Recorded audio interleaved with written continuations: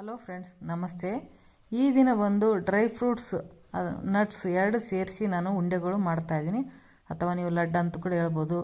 ಮಾಡೋದು ಸುಲಭ, ಹಾಗೆ ತುಂಬಾ ರುಚಿಯಾಗಿ ಆಗುತ್ತೆ. ನೀವೇನಾದರೂ ನಟ್ಸ್ ತಿನ್ನಬೇಕು, ಡ್ರೈ ಫ್ರೂಟ್ಸ್ ತಿನ್ನಬೇಕಂದ್ರೆ ಈ ರೀತಿ ಮಿಕ್ಸ್ ಮಾಡಿ ಈ ಥರ ಉಂಡೆಗಳು ಮಾಡ್ಕೊಳ್ಬೋದು. ಈಗ ನಾನು ತೋರಿಸ್ತಾ ಇದ್ದೀನಿ. ಸಾಫ್ಟ್ ಆಗಿರ್ಬೋದು, ಟೇಸ್ಟ್ ಅಂತೂ ತುಂಬ ಚೆನ್ನಾಗಾಗುತ್ತೆ. ಈಗ ಇದಕ್ಕೆ ಬೇಕಾಗಿರೋ ಸಾಮಾನು ಏನೇನಿದೆ ನೋಡೋಣ. ನಾನೀಗ ಮೊದಲಿಗೆ 2 ಕಪ್ಪಷ್ಟು ಈ ಉತ್ತುತ್ತೆ ಅಂತ ಹೇಳ್ತಾರೆ, ಅಥವಾ ನೀವು ಡ್ರೈ ಡೇಟ್ಸ್ ಅಂತ ಹೇಳ್ಬೋದು. ಇದು ಉತ್ತುತ್ತೆ ಅಂತ ಹೇಳ್ತಾರೆ. ಇದು ನನ್ನ ಬೀಜ ಇದೆ, ಇದು ಆಮೇಲೆ ಬೀಜನ ತೆಕ್ಕೊಳ್ಳೋಣ. 2 ಕಪ್ ತೊಗೊಂಡಿದ್ದೀನಿ. 1/4 ಕಪ್ಪಷ್ಟು ಬಾದಾಮಿ, 1/4 ಕಪ್ಪಷ್ಟು ಗೋಡಂಬಿ, ಹಾಗೆ ಒಂದು ಅರ್ಧ ಕಪ್ಪಷ್ಟು ಇದು ಒಣ ದ್ರಾಕ್ಷಿ. ಇದು ನಾನು ಇದರಲ್ಲಿ ಬೆಲ್ಲ ಅಥವಾ ಸಕ್ಕರೆ ಹಾಕ್ತಾ ಇಲ್ಲ, ಹಾಗಾಗಿ ಸಿಹಿಗಾಗಿ ನಾನು ದ್ರಾಕ್ಷಿ ಜಾಸ್ತಿ ಹಾಕ್ಕೊಳ್ತಾ ಇದ್ದೀನಿ. ಇದು ಕೂಡ ಅಷ್ಟೇ, ಅರ್ಧ ಕಪ್ಪಷ್ಟು ಒಣ ಕೊಬ್ಬರಿ ಪುಡಿ. ಕೊಬ್ಬರಿನ ಮಿಕ್ಸಿಯಲ್ಲಿ ಹಾಕಿ ಆದರೂ ತೊಗೋಬೋದು, ಇಲ್ಲಾಂದರೆ ಈ ಹೊರಗಡೆಯಿಂದ ಡೆಸಿಕೇಟೆಡ್ ಕೊಕೊನೆಟ್ ಅಂತ ಶಾಪ್ಗಳಲ್ಲಿ ಸಿಗುತ್ತಲ್ಲ, ಅದು ತೊಗೊಂಡು ಕೂಡ ಹಾಕ್ಬೋದು. ನಾನು ಡೆಸಿಕೇಟೆಡ್ ಕೊಕೊನೆಟ್ ಪೌಡ್ರ್ ಹಾಕ್ತಾಯಿದ್ದೀನಿ ಅರ್ಧ ಕಪ್ಪು. ಒಂದು ಅರ್ಧ ಕಪ್ಪಷ್ಟು ವಾಲ್ನಟ್ ಹಾಕ್ತಾಯಿದ್ದೀನಿ.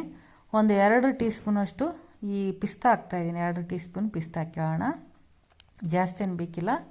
ಹಾಗೆ ಇದಕ್ಕೆ ಗಸಗಸೆ 1 ಟೀ ಸ್ಪೂನಷ್ಟು ಗಸಗಸೆ ಹಾಕ್ಕೊಳ್ತಾ ಇದ್ದೀನಿ. ನೆಕ್ಸ್ಟ್ ಇದು ಏಲಕ್ಕಿ ಪುಡಿ, ಒಂದು ಸ್ವಲ್ಪ ಏಲಕ್ಕಿ ಪುಡಿ ಹಾಕ್ತಾಯಿದ್ದೀನಿ. ಇದು ಬಂದು ಏಲಕ್ಕಿ ಪುಡಿ ನಾನೇನೆಂದರೆ ಏಲಕ್ಕಿ ಮತ್ತು ಸಕ್ಕರೆ ಪುಡಿ 2 ಸೇರಿಸಿ ಮಿಕ್ಸಿಯಲ್ಲಿ ಪುಡಿ ಮಾಡಿ ಪೌಡ್ರ್ ಮಾಡಿ ನಾನು ಇಟ್ಕೊಂಡಿರ್ತೀನಿ ಮನೆಯಲ್ಲಿ. ಆ ಒಂದು ಮಿಕ್ಸ್ ಮಾಡಿರುವಂಥ ಸಕ್ಕರೆ ಏಲಕ್ಕಿ ಪುಡಿನ ಒಂದು ಅರ್ಧ ಟೀ ಸ್ಪೂನಷ್ಟು ಹಾಕ್ಕೊಳ್ತಾ ಇದ್ದೀನಿ. ಸ್ವಲ್ಪ ಇದು ಸಕ್ಕರೆ ಇದೆ ಇದ್ರ ಜೊತೆಗೆ. ನೆಕ್ಸ್ಟ್ ಈಗ ನಾನು ಈ ಉತ್ತುತ್ತೆ ಅಂತೀವಲ್ಲ ಡ್ರೈ ಡೇಟ್ಸ್ನ, ಇದರಲ್ಲಿ ಬೀಜ ಇದೆಯಲ್ಲ, ಬೀಜನ ತೆಕ್ಕೊಳ್ಳೋಣ. ಇಂಥ ಒಂದು ಕುಟ್ಟ ಪಾವ್ ಅಂತೀವಲ್ಲ, ಆ ಪಾವ್ನಲ್ಲಿ ಸ್ವಲ್ಪ ಜಜ್ಜಬೇಕಾಗುತ್ತೆ. ಇದು ಚಾಕಲಿಂದ ಬರಲ್ಲ, ಚಾಕಲಿಂದ ಕಟ್ ಮಾಡಿದರೆ ಬರಲ್ಲ. ಈ ಥರ ಜಜ್ಜಿ ನಾವು ಬೀಜನ ತೆಕ್ಕೋಬೇಕಾಗುತ್ತೆ. ನೋಡಿ, ಒಂದು ಸ್ವಲ್ಪ ಜಜ್ಜಿದ್ರೆ ಈ ಥರ ಸ್ವಲ್ಪ ಗಟ್ಟಿಯಾಗಿರುತ್ತೆ, ಹಾಗಾಗಿ ಈ ಥರ ಕುಟ್ಟಬೇಕಾಗುತ್ತೆ. ಈಗ ಈ ಬೀಜನ ತೆಕ್ಕೊಳ್ಳೋಣ. ಇದೇ ರೀತಿ ನಾವು ಬೀಜ ಇರುತ್ತಲ್ಲ, ಅವೆಲ್ಲ ಬೀಜನ ತೆಗೆದಿಟ್ಕೊಳ್ಬೇಕಾಗುತ್ತೆ. ಇದು ಡ್ರೈ ಡೇಟ್ಸಿಂದು ಒಂಥರ ಟೇಸ್ಟ್ ಬರುತ್ತೆ ಉಂಡೆಗಳು. ನೀವು ಮಾಮೂಲು ಡೇಟ್ಸ್ ಹಾಕಿ ನಾವು ಮಾಡ್ತೀವಲ್ಲ, ಅದೊಂಥರ ಟೇಸ್ಟ್ ಬರುತ್ತೆ, ಇದೊಂಥರ ಟೇಸ್ಟ್. ಇದು ಕೂಡ ಚೆನ್ನಾಗಿರುತ್ತೆ. ಈ ರೀತಿ ಕೂಡ ನಾವು ಉಂಡೆಗಳು ಮಾಡ್ಕೊಳ್ಬೋದು ಈ ಒಂದು ಉತ್ತುತ್ತೆ ಹಾಕಿ. ನೆಕ್ಸ್ಟ್ ಈಗ ನಾವು ಏನು ಬಾದಾಮಿ ಗೋಡಂಬಿ ತೊಗೊಂಡಿವಲ್ಲ, ಮಿಕ್ಸಿಯಲ್ಲಿ ಹಾಕ್ಕೊಂಡು ಸ್ವಲ್ಪ ತರಿತರಿಯಾಗಿ ನಾವು ಪುಡಿ ಮಾಡ್ಕೊಳ್ಳೋಣ. ನೋಡಿ, ಈಗ ಗೋಡಂಬಿ, ಬಾದಾಮಿ ಮತ್ತು ವಾಲ್ನಟ್ಟು ಮತ್ತು ಪಿಸ್ತಾ ಇವೆಲ್ಲ ಒಟ್ಟಿಗೆ ಸೇರಿಸ್ತಾ ಇದ್ದೀನಿ. ಇವು 4 ಇದೆಯಲ್ಲ, ಇವು 4 ನಾವು ಮಿಕ್ಸಿಯಲ್ಲಿ ಹಾಕ್ಕೊಂಡು ತರಿತರಿಯಾಗಿ ನಾನು ಪುಡಿ ಮಾಡ್ಕೊಳ್ತಾ ಇದ್ದೀನಿ. ಪೂರ್ತಿ ನುಣ್ಣಗೆ ಪೌಡ್ರ್ ಮಾಡ್ಕೊಳ್ಬೋದು, ಸ್ವಲ್ಪ ತರಿತರಿಯಾಗಿ ಇರಬೇಕಾಗುತ್ತೆ. ಯಾಕಂದರೆ ನಾನು ತಿನ್ನೋ ಟೈಮ್ನಲ್ಲಿ ಬಾಯಿಗೆ ಪೀಸ್ಗಳು ಬರಬೇಕು. ಬಾಯಿ ತಿನ್ನೋ ಟೈಮ್ನಲ್ಲಿ ತುಂಬಾ ರುಚಿಯಾಗುತ್ತೆ ಈ ರೀತಿ ತರಿತರಿಯಾಗಿ ಮಾಡೋದ್ರಿಂದ. ನೋಡಿ, ಈ ರೀತಿ ತರಿತರಿಯಾಗಿ ನಾನು ಪುಡಿ ಮಾಡ್ಕೊಂಡಿದ್ದೀನಿ. ಒಂದು ಪಾತ್ರೆಯಲ್ಲಿ ಹಾಕ್ಕೊಳ್ಳೋಣ. ಇದಕ್ಕೆ ನಾನು ಡೆಸಿಕೇಟೆಡ್ ಕೊಕೊನೆಟ್ ಪೌಡ್ರ್ ಹಾಕಿ ತೊಗೊಂಡಿದ್ದೀನಲ್ಲ, ಅದು ಹಾಕ್ತಾಯಿದ್ದೀನಿ. ಹಾಗೆ ಗಸಗಸೆ, ಏಲಕ್ಕಿ ಪುಡಿ. ನಾನು ಆಗಲೇ ಹೇಳಿದಾಗೆ ನೀವು ಮನೆಯಲ್ಲಿ ಒಣ ಕೊಬ್ಬರಿನ ಮಿಕ್ಸಿಯಲ್ಲಿ ಹಾಕ್ಕೊಂಡು ಕೂಡ ಹಾಕ್ಕೊಳ್ಬೋದು. ಈಗ ಇವೆಲ್ಲ ಒಟ್ಟಿಗೆ ಹಾಕ್ಕೊಂಡು ಒಂದು ಕಡೆ ಎತ್ತಿಟ್ಕೊಳ್ಳೋಣ. ನೆಕ್ಸ್ಟ್ ಅದೇ ಒಂದು ಜಾರಿಗೆ ಈ ಉತ್ತುತ್ತೆ ಅಂದೆಲ್ಲ ಬೀಜ ತೆಗೆದಿಟ್ಟಿದ್ದು ಅದು ಹಾಕ್ಕೊಳ್ತಾ ಇದ್ದೀನಿ. ಇದಕ್ಕೆ ನಾನು ಮೊದಲು ಹೇಳಿಲ್ಲ, ನಾನು ನಿಮಗೆ ಈಗ ಹೇಳ್ತಾ ಇದ್ದೀನಿ. ಇದು 4 ಹಾಕ್ತಾಯಿದ್ದೀನಿ. ಇದ್ರ ಹೆಸರು ಬಂದು ಅಪ್ರಿಕಾಟ್ ಅಂತ ಹೇಳ್ತಾರೆ.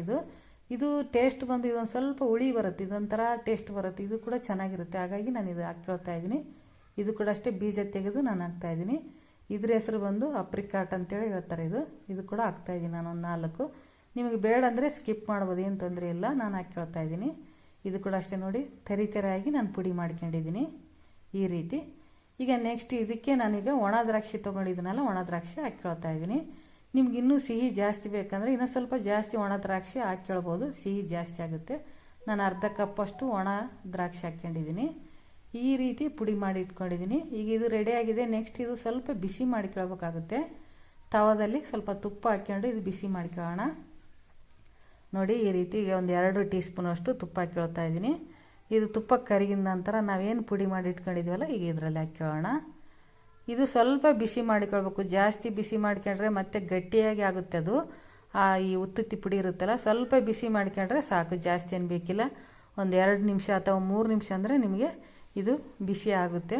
ನೋಡಿ, ಈ ಥರ ನಾವು ಹುರ್ಕೊಳ್ಬೇಕಾಗುತ್ತೆ. ಇದು ಆಲ್ಮೋಸ್ಟ್ ಈಗ ಬಿಸಿ ಆಗಿದೆ, ಸ್ವಲ್ಪ ಕಲರ್ ಕೂಡ ಚೇಂಜ್ ಆಗಿದೆ. ನೋಡಿ, ಈಗ ನಾವು ಕೈಲಿಂದ ಮುಟ್ಟಿದಾಗ ಅದು ಸ್ವಲ್ಪ ನಮ್ಮ ಕೈಗೆ ಬಿಸಿ ಆಗಬೇಕು, ಹಾಗೆ ಮೆತ್ತಗಾಗುತ್ತೆ. ಅದು ಹುರಿದಾಗ ನಾವು ತುಪ್ಪದಲ್ಲಿ ಹುರಿತೀವಲ್ಲ, ಹುರಿದಾಗ ಸ್ವಲ್ಪ ಮೆತ್ತಗಾಗುತ್ತೆ.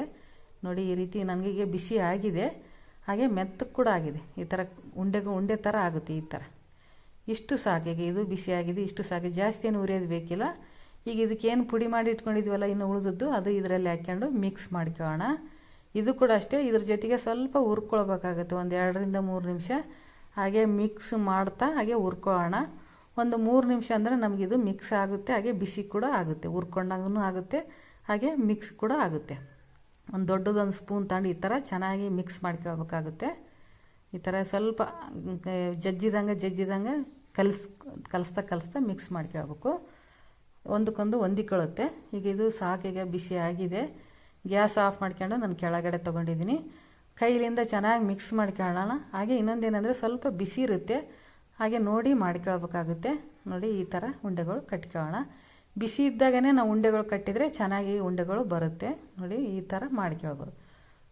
ಈ ರೀತಿ ಸುಲಭವಾಗಿ ಮಾಡ್ಕೊಳ್ಬೋದು. ಹಾಗೆ ನಿಮಗೆ ಡ್ರೈ ಫ್ರೂಟ್ಸ್ ಅವೇನೇನು ತಿನ್ಬೇಕಂದ್ರೆ ಈ ರೀತಿ ಎಲ್ಲ ಮಿಕ್ಸ್ ಮಾಡಿ ಈ ಥರ ಉಂಡೆಗಳು ಮಾಡ್ಕೊಂಡು ನಾವು ದಿನಾಲು ಒಂದು ತಿನ್ಬೋದು. ಮಕ್ಕಳಿಗಾದ್ರೂ ಕೊಡ್ಬೋದು, ದೊಡ್ಡವರು ಕೂಡ ತಿನ್ಬೋದು. ನೋಡಿದ್ರಲ್ಲ ಫ್ರೆಂಡ್ಸ್, ಈ ರೀತಿ ನಾವು ಡ್ರೈ ಫ್ರೂಟ್ಸು ಮತ್ತು ನಟ್ಸ್ ಸೇರಿಸಿ ಮಾಡುವಂಥ ಉಂಡೆಗಳು ಹೇಗೆ ಮಾಡೋದಂದು ನಾನು ತೋರಿಸಿದ್ದೇನೆ. ಹಾಗೆ ನಿಮಗೂ ಮನೆಯಲ್ಲಿ ಮಾಡ್ಬೇಕಂದ್ರೆ ಮಾಡಿ. ಹಾಗೆ ನನ್ನ ರೆಸಿಪಿ ಇಷ್ಟ ಆದಲ್ಲಿ ಲೈಕ್ ಮಾಡಿ, ಶೇರ್ ಮಾಡಿ. Thank you.